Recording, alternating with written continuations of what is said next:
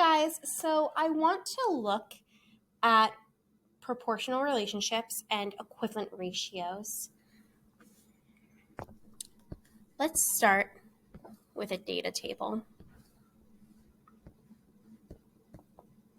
Okay, a data table helps us to organize data. There's two things that are related to each other, the X and the Y.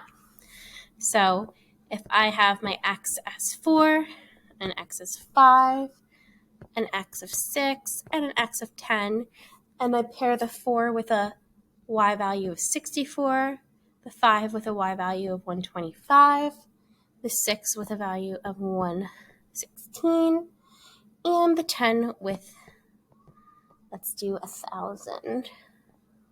So as I'm looking at this, I want to know if the X and the Y have a proportional relationship. So the way I can do this is by testing out all of the ratios between the Y over the X. Now, as you can see, each one has a pair. The 64 pairs with the 4. The 125 pairs with the 5. The 216 pairs with the 6. And the 1000 pairs with the 10. Because I'm going to check the ratios, I'm going to use fractions. And again, like I said, it's going to be the ratio of the Y value to the X value, because the X is independent and the Y is dependent. So the thing that is dependent always goes in the numerator, always goes on top. So let's set up some of these. We have 64 over 4. We have 125 over 5. We have 216 over 6. And we've got 1,000 over 10. Now I have a calculator in my hand, so I'm just going to use the calculator to calculate these. But when I put 64 in the calculator and divide it by 4 and hit enter, my answer is 16.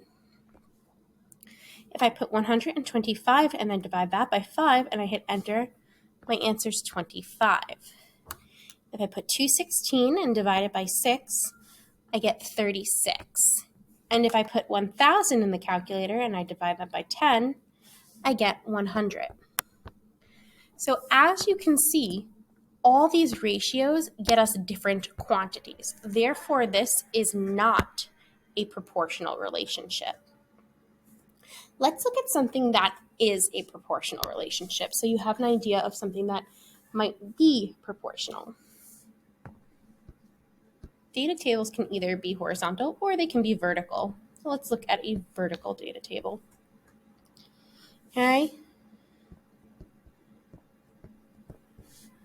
So 6 and 21, 8 and 28, 10 and 35, and my last one is 14 and 49. Now I've mentioned that this is going to be proportional, but I'm going to show you exactly why. So again, when we are looking for proportional relationships, we're looking at the dependent over the independent. So that's our Y over our X value that pairs with it. Now here, I see a Y and an X value. So I have 21 as my Y and 6 as my X value. Now, if I do on my calculator 21 divided by 6 and I hit enter, my answer is 3.5. I'm going to test out the other three pairs, so 28 and 8. If I put 28 in my calculator and divide by 8, I also get 3.5. Let's try this pair. 35 divided by 10. In my calculator, I also get 3.5. But I have to test all of them to make sure this is proportional.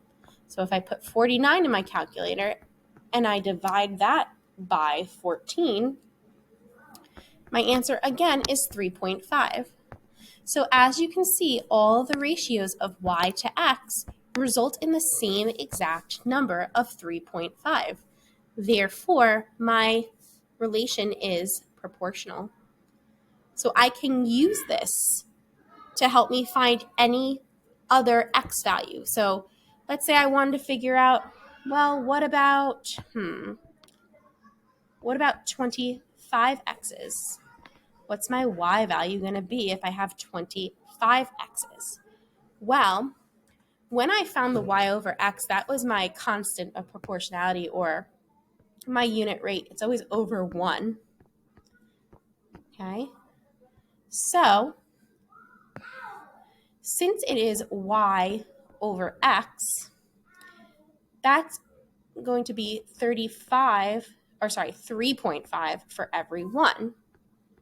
Now, if I want to figure out how many Y's for 25 X's, the 25 goes in the denominator because the X values are always in the denominator.